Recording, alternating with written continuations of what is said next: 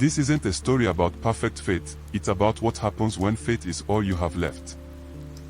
Before we begin, I just want to say this. What you're about to hear is not a sermon, it's not a debate, and it's not someone trying to impress you with words. It's a real testimony. It's the kind of story that comes from pain, waiting, and moments where faith didn't feel strong, just necessary. If you're listening while carrying something heavy, maybe fear, maybe doubt, maybe unanswered prayers, you're not alone here. And you don't have to listen with everything figured out. Just listen. Sometimes God speaks through stories, not explanations.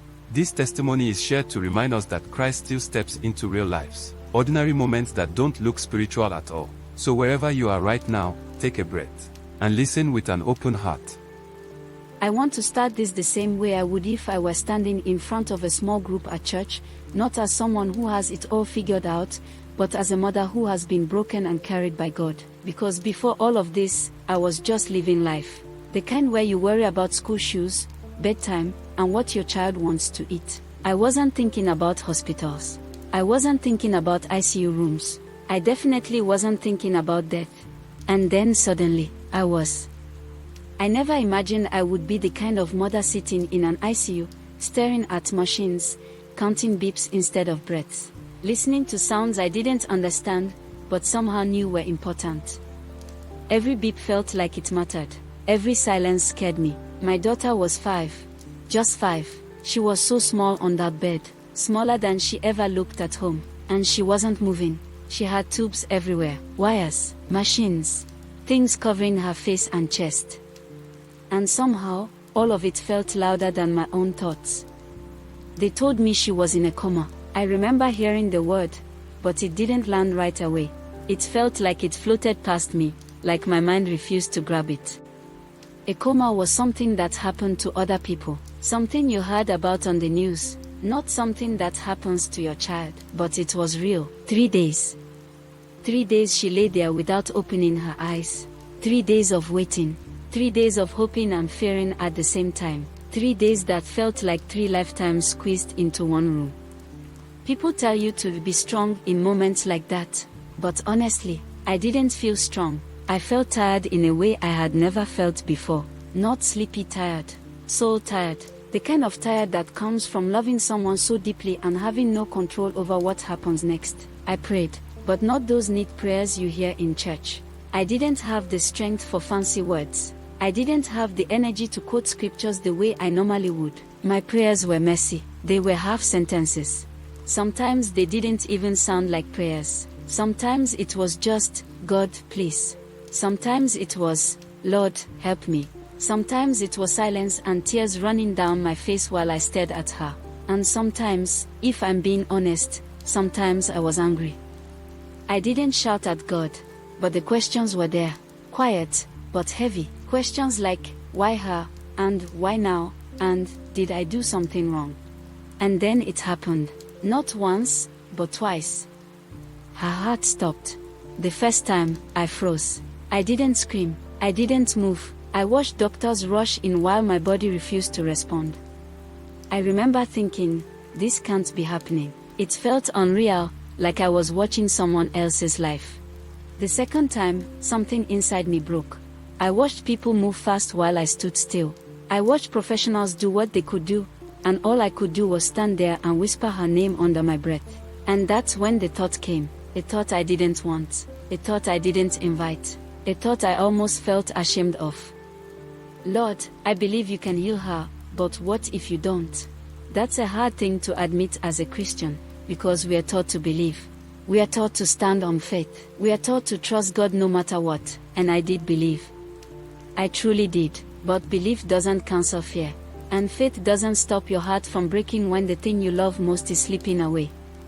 I believed God could do a miracle, but I was terrified He might not. And that tension, that space between faith and fear, it's not something people talk about much.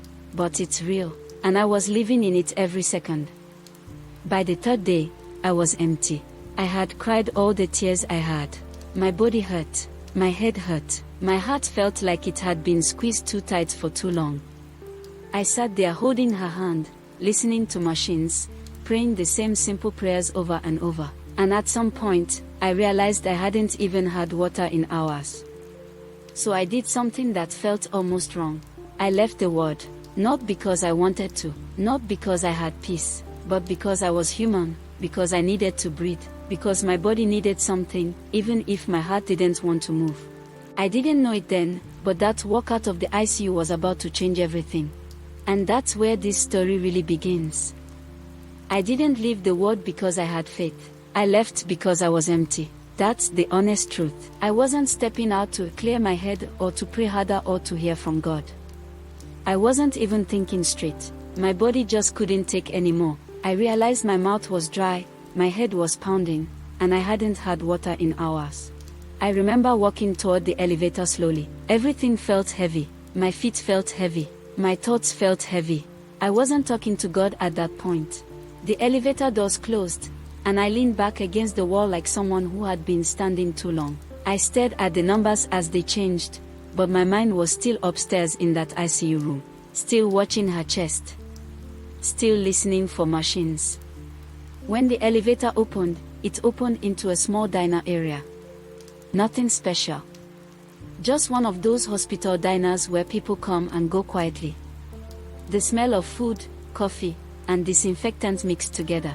Life continuing while your world feels frozen. I stepped out, still not looking at anyone. I wasn't searching for signs. I wasn't expecting anything at all. And then something happened that made me stop. A young couple stood up, immediately. Not slowly. The moment they saw me step out of the elevator, they stood up like they had been waiting. They didn't look like people about to do something dramatic. One of them smiled gently, not the forced kind. The other looked almost nervous, like they weren't sure how this would go. And then one of them spoke. "Do you have a daughter?" My heart dropped into my stomach. In a place full of strangers, someone asking you that question hits differently. I don't even remember answering properly. I think I nodded, or said yes. We talked for a moment, just simple introductions.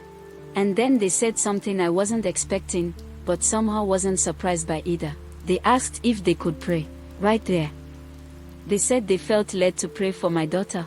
And in that moment, something inside me softened. I didn't analyze it. I didn't ask where they were from or what church they attended. I didn't even ask what exactly they wanted to pray about. I just said yes. Because honestly, what else did I have? They didn't preach at me. They didn't give me advice. They didn't tell me everything would be okay in a way that felt empty. They just prayed. Simply. Like people who believed God was listening. I don't remember every word they said. And that's important, because the power wasn't in the wording. It wasn't in how long they prayed. It wasn't in how loud their voices were. It was in the presence. For the first time in 3 days, my chest didn't feel so tight. My breathing slowed down. It felt like someone had turned the volume down on my fear. I didn't feel like shouting praise, but I felt held. Like God was saying, "I see you. You're not alone in this." When the prayer ended, we said goodbye. No exchange of numbers. No promises to follow up. Just kindness, obedience, and then they sat back down like nothing extraordinary had happened. And I walked back toward the elevator with my water in my hand. Still a mother with a child in a coma. Still afraid. Still not knowing what I would walk back into. But something was different. I didn't know it yet, but while I was riding that elevator back up, God had already moved ahead of me. And what I was about to see when I walked back into the ICU would change my life forever. I walked back to the ICU the same way I left it, still bracing myself for bad news. The elevator ride up felt longer than before. I watched the numbers climb, and with every floor, my heart beat a little harder. I kept thinking, please let her still be alive. Please let me not walk into chaos. That was my expectation. Survival, not healing, not awakening, just still breathing. When I reached the ICU doors, I paused for a second. I don't even know why. Maybe my heart needed a moment to catch up with my body. Maybe I just needed one last breath before stepping back into that room. And then I walked in. And my daughter was awake, not moving slightly. Her eyes were open. She was looking around like she knew where she was. Like she had just woken up from a nap. I stopped breathing. My brain couldn't catch up fast enough. I remember thinking, this can't be right. Maybe I'm seeing it wrong. But I wasn't. She wasn't confused. She wasn't crying. She wasn't fighting the tubes. She looked at me. She recognized me. And then she spoke. "Mommy, I am hungry." I don't know how to explain what happened inside me in that moment. Something broke open. Something I had been holding together for days. My knees felt weak. My hands started shaking. I think I laughed and cried at the same time, but I honestly can't remember which came first. 3 days in a coma. 2 times her heart stopped. And her first words were about food. Not pain, not fear, not confusion, just hunger. It was so ordinary. And that's what made it holy. The nurses rushed in. Doctors came quickly. People started asking questions, checking monitors, doing their jobs. But all of that felt like background noise. Because I knew this wasn't medicine. I knew this wasn't coincidence. Something had happened while I was gone. Something had happened while I was riding that elevator. While 2 strangers were obeying a quiet nudge to pray. Jesus had already walked into that ICU before I did, and he didn't make a show of it. He didn't announce himself. He didn't wait for applause. He just gave my child back to me. I stood there holding her hand, afraid to move too much, afraid to blink, afraid that if I looked away it might all disappear. My heart was racing, but at the same time, there was this deep stillness inside me. Not excitement yet, not celebration yet. Just awe. The kind of awe that makes you quiet. The kind that makes you realize you've just witnessed something you will never fully explain. I didn't preach in that moment. I didn't make promises. I didn't even have the words. All I could think was, "Thank you, Jesus," over and over again. And even then, I didn't know this miracle wasn't finished yet. Because what came next would prove that this wasn't just about waking up. It was about a life completely restored. 3 days later, we were discharged. Just like that. After everything, after the machines, the panic, the waiting, the fear, we were told we could go home. I remember packing up slowly, almost afraid to move too fast. Like if we rushed it, something might change. But she was fine. The doctors sat me down before we left. They were kind. Careful with their words. They explained that because of the head injury, there might be challenges later on. Learning difficulties, developmental delays, things that wouldn't show up right away.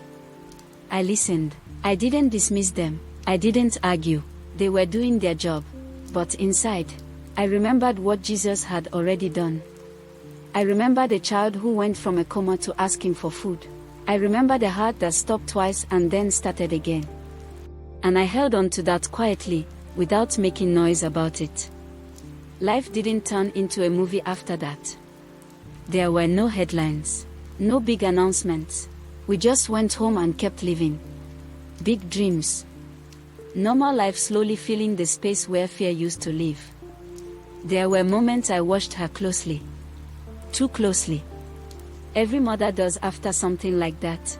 I paid attention to how she spoke, how she learned, how she responded to the world. And every year, she grew stronger.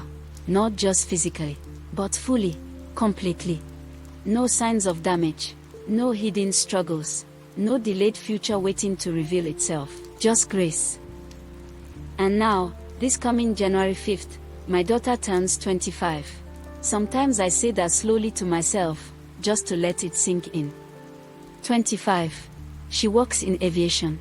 She has a career, a future, a life that once hung by a thread in an ICU room. No mental impairment, no lasting effects, no tragic ending attached to her story. Just a life saved and carried forward by God's hand. I'm sharing this not to impress anyone, and not to pretend that life has been perfect since then. It hasn't. But this story, this part of my life, it's why I still believe the way I do. Because I've seen what Christ can do when everything says it's over. God is not retired, He hasn't changed, He hasn't grown distant, He hasn't stopped paying attention. Christ is still healing. And sometimes, your miracle doesn't come with thunder or noise. Sometimes it meets you quietly. When you're tired, when you're empty, when you're just trying to buy water and breathe for a moment. If you're listening to this and you're in your own ICU season, not necessarily a hospital, but a place of fear, waiting, and unanswered prayers, I want you to know this. God sees you, and He's still in the business of saving, restoring, and giving life where there shouldn't be one. This is my testimony, and this is why I still believe. If you're still listening to me, I believe that's not by accident.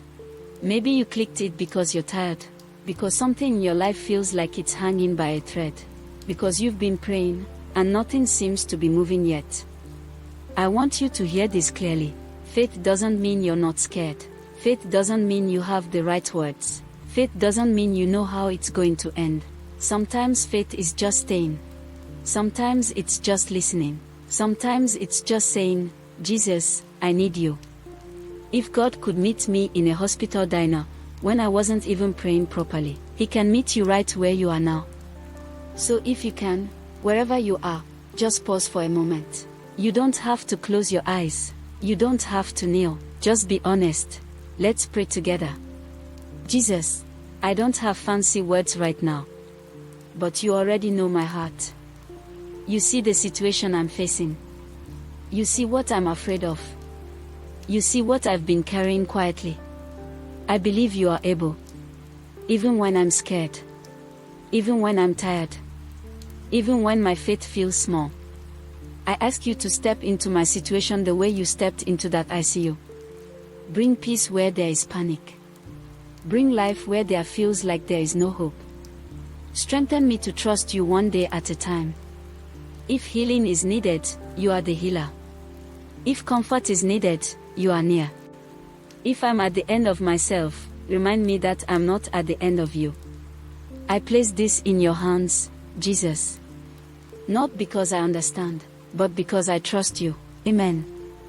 If you've made it to the end of this testimony, I want to thank you for staying. Stories like this aren't always easy to hear, especially if you're still waiting on God in your own life. Sometimes they stir hope, sometimes they stir questions, sometimes both at the same time, and that's okay. This series exists for one reason, to remind us that God is still present in real, messy, everyday lives. Not every testimony sounds the same. Not every miracle looks dramatic.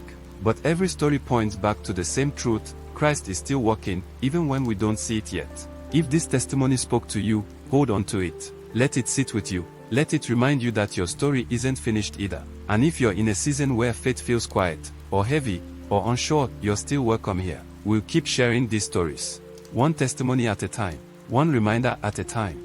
That hope is still alive. If you'd like to hear more testimonies like this, you can subscribe and stay connected.